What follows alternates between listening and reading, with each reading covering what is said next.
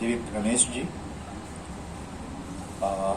इस समारोह के लिए दूर बनारस से आई बड़ी बहन प्रोफेसर चंद्रकला त्रिपाठी जी, आदरणीय प्रोफेसर ओम प्रकाश सिंह जी, मेरे प्रिय अनुज सुधीर प्रताप सिंह जी, और सबसे अधिक और सबसे महत्वपूर्ण जिनकी यह किताब है, जिनके लिए हम लोग यहाँ इकट्ठा हुए हैं, प्रिय सुभाष गुप्ता जी।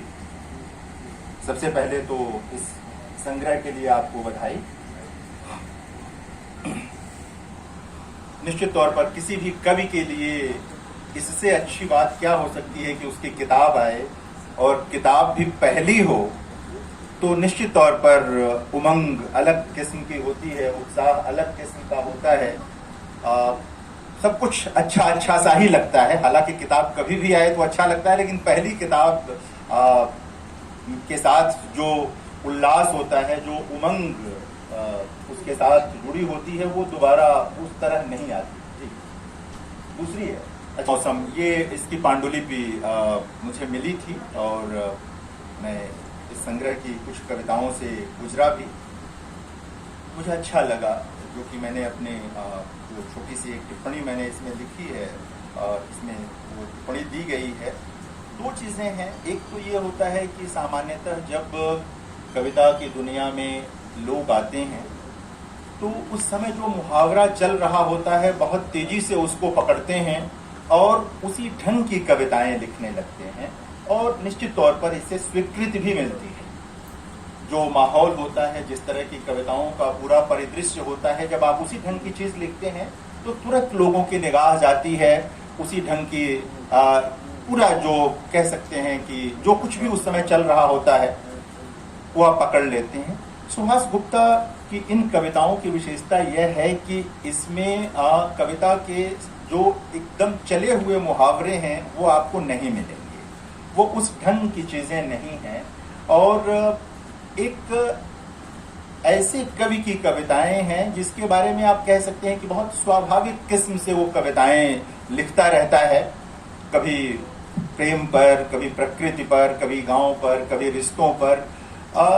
उस तरह का कोई जो एक तरह से समकालीन कविता में जब कवि आते हैं तो बहुत फोकस्ड हो जाते हैं। हमारे वहाँ तो बड़े कैटेगरीज भी बनी हुई हैं, राजनीतिक कवि हैं, फलाना कवि हैं, धमाका कवि हैं, इस तरह की सारी चीजें बनी हुई हैं, और हम उसी खांचे में कवियों को देखने के अभ्यस्त हैं, आलोचना करने के भी अभ्यस्त हैं, और कई बार उससे नए मार्ग की ओर हम जाते ही नहीं हैं, बढ़ते ही नहीं हैं। तो ये अच्छा लगा कि सुभाष गुप्ता कम से कम उस ओर नहीं गए।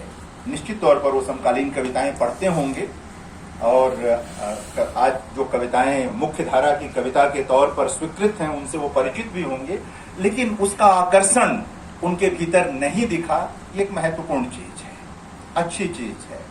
ऐसे लोग नई राह बनाने की कोशिश कर सकते हैं। उनके भीतर ये रहता है कि वो कविता की कोई नई राह बना सकते हैं, जो चली हुई राह, बनी बनाई राह से थोड़ी सी अलग हो। एक दो चीजें और भी इसमें महत्वपूर्ण हैं। एक चीज और भी लगा मुझे कि हालांकि इन्होंने आज बताया मुझे और इस पर भी लिखा हुआ है कि मैथिली और भोजपुरी का संधि स्थल है जहाँ के ये रहने वाले हैं, यानी वहाँ एक तरफ भोजपुरी है, एक तरफ मैथिली है। लेकिन इनकी कविताओं में कई जगह जो थोड़े गीतात्मक प्रवृत्ति की जो कविताएं हैं उसमें भोजपुरी के साथ कुछ चीजें इसमें हैं, बाकायदा गीत की तरह से उपलब्ध हैं।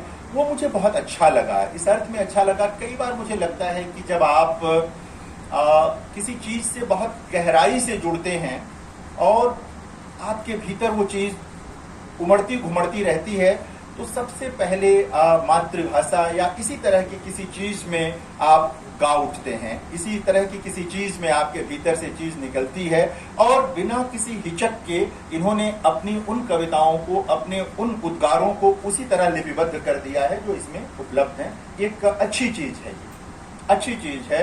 यानी कि यह एक ऐसे कवि की कविताएं हैं जो चालाक कवि नहीं है। हमारे दौर में चालाक कवियों की फहरिस्त है, लंबी फहरिस्त। ये चालाकी की कविताएं नहीं है, ये सहज सरल मन की कविताएं हैं। हो सकता है इसमें पढ़ते हुए हमें आपको अपना मन भी कहीं कहीं मिले, लगे कि इस तरह की बातें हम भी सोचते हैं।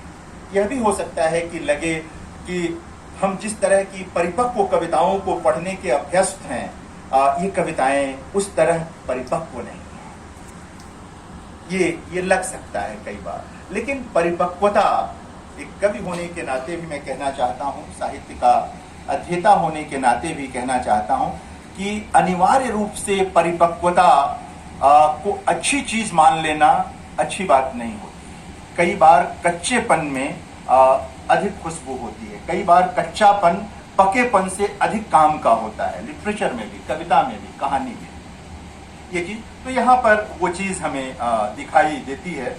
मैंने तो अपनी टिप्पणी का, इन्होंने जो शीर्षक ही लगाया है कि इन कविताओं का जो प्रोटोप्लाज्म है, जीव द्रव्य है, वो प्रेम है। यह प्रेम स्त्री पुरुष संबंधों वाला प्रेम भी है, यह प्रेम पारिवारिक प्रेम में भी है, यह प्रेम अपने समाज के प्रति प्रेम भी है।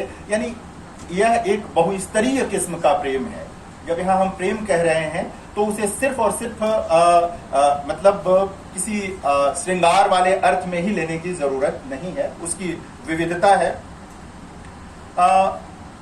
छंद के प्रति एक गहरा आकर्षण है सुभाष जी में, वो कई कविताओं में दिखता है, मुक्त छंद में तो खैर है ही है।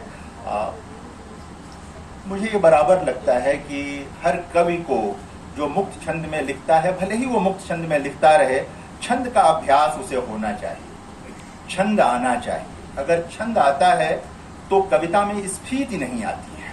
अगर आपको छंद का अभ्यास होगा तो आप कभी स्फीति नहीं लाएंगे कविता में। आप जानेंगे कि कितना कहना है आपको, अनावश्यक शब्द नहीं आएंगे, विवरण नहीं आएंगे कविता में। तो भले ही मुक्त छंद में हम लोग लिखें, लेकिन छंद का अभ्यास बहुत जरूरी है। ये मुझे अच्छा लगा कि ये उस दिशा में भी सोचते हैं और लयात्मकता को बनाने की और बचाने की कोशिश करते हैं। एक बात हम लोगों को नहीं भूलनी चाहिए कि हम लिखते हैं गद्य के फॉर्म में कविताएं, लेकिन कविता का गद्य, कहानी का गद्य, आलोचना का गद्य, राजनीतिक पंफलेट जो आते हैं उनका गद्य, सबका गद्य एक जैसा तो नहीं हो सकता। अगर सबका गद्य एक जैसा होगा तो फिर विधागत अंतर की जरूरत क्या रह जाएगी, फिर कहां से चीजें रह जाएंगी। तो इस गद्य हो, लेकिन उस गद्य की जो अलग अलग विशेषताएं हैं, यानी कविता का गद्य तो कविता का ही गद्य होगा, वो कहानी का गद्य नहीं हो सकता। उसमें कथात्मकता हो सकती है। जिस तरह कहानी में हम कविता की बात कर लेते हैं कि हाँ काव्यमय भाषा है, वो चीज तो हो सकती है, लेकिन कविता का गद्य तो कविता का ही गद्य होगा, वो नहीं हो सकता कहानी का गद्य। अगर कोई खालमेल करता है तो बहुत दिन चलता नहीं है, कुछ दिन के बाद कुछ खास लोगों की प्रशंसा के साथ वह बीत जाता है, वो बचता नहीं है। तो आप देखें, जिन कवियों को हम याद करते हैं, वह गे हों या मुक्तिबोध हों या रघुवीर सहाय हों या केदारनाथ सिंह हों, ये सब, इन सब के वहां देखिए, इनके वहां कविता का गद्य आपको स्पष्ट दिखाई देगा कि कविता का गद्य क्या है, और जिस लयात्मकता की मैं बात कर रहा हूं वह भी दिखाई देगा। और ये सारे वे कवि हैं जो छंद जानते थे हिंदी का, हिंदी के परंपरागत छंदों से लेकर नए छंदों तक जिनका अभ्यास था, इनकी कविताएं उसमें। तो ये मुझे बहुत अच्छा लगा कि एक कवि जो सुभाष गुप्ता हैं, जिनका यह संग्रह है जिस पर हम लोग अनवरत मौसम पे चर्चा कर रहे हैं, आज जिसका लोकार्पण कर रहे हैं, उसमें कविता का जो प्रकृत स्वभाव है, लयात्मकता, वो इसमें है। प्रेम है, परिवार है, समाज है, प्रकृति है, और क्या चाहिए कविता में, राजनीति भी है। मेरा ये मानना है कि बिना किसी राजनीतिक चेतना के आप प्रेम कविता भी नहीं लिख सकते।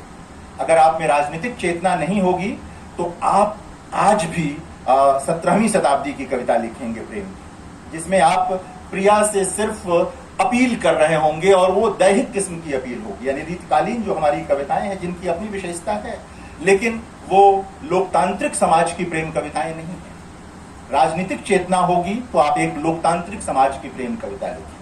आप अपने हमसफर को अपने जैसा महसूस करेंगे, उसके लिए उसी स्पेस की परिकल्पना करेंगे जो आप अपने लिए करते हैं। आपके लिए सिर्फ उसकी आंखें या उसका जो शारीरिक सौष्ठव है वही महत्वपूर्ण नहीं होगा, उसकी उपस्थिति महत्वपूर्ण होगी। आप अपना विलय, यानी सिर्फ उसका विलय अपने में नहीं चाहेंगे, अपना भी विलय उसमें करना चाहेंगे।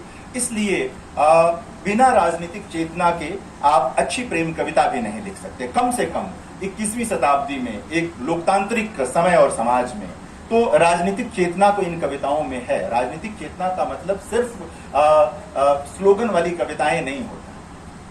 कोई भी सचेत कवि बिना राजनीतिक चेतना के, आप किसानों के बारे में कविता नहीं लिख सकते, आप अपने परिवार के बारे में कविता नहीं लिख सकते। वो कहीं ना कहीं आपके भीतर चल रही होती है। वो चीज भी सुभाष गुप्ता की कविताओं में मुझे दिखाई देती है।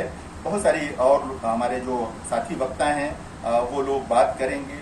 बहुत कुछ अच्छे बिंब कुछ कविताओं में आए हैं, मुझे अच्छे लगे वो बिंब। लगा कि कुछ नयापन है, कम से कम कवि कोशिश कर रहा है नए इलाकों में जाने की, कुछ नया करने की। ये बड़ी बात है। समय बहुत बाद में तय करता है। जैसे आज मैंने 5-7 नाम लिए, गे मुक्तिबोध, रघुवीर सहाय, केदारनाथ सिंह। बहुत बाद में तय होता है कि हम सब जो रच रहे हैं वो कितना बचेगा, कितना बचेगा, कैसे बचेगा, ये सब समय तय करेगा। लेकिन अपने समय में यह महत्वपूर्ण होता है कि आप एक नई राह पर चलने की कोशिश कर रहे हैं, कुछ नया करने की ललक आप में है और वो नयापन पढ़ने वालों को दिख रहा है। मेरी हार्दिक बधाई सुभाष जी आपको इस संग्रह के लिए। आगे आपके और संग्रह आए, इससे उन्नत संग्रह आए, आपकी काव्य प्रतिभा उसमें और उजागर हो। बहुत सारी शुभकामनाएं, बहुत सारी बधाई।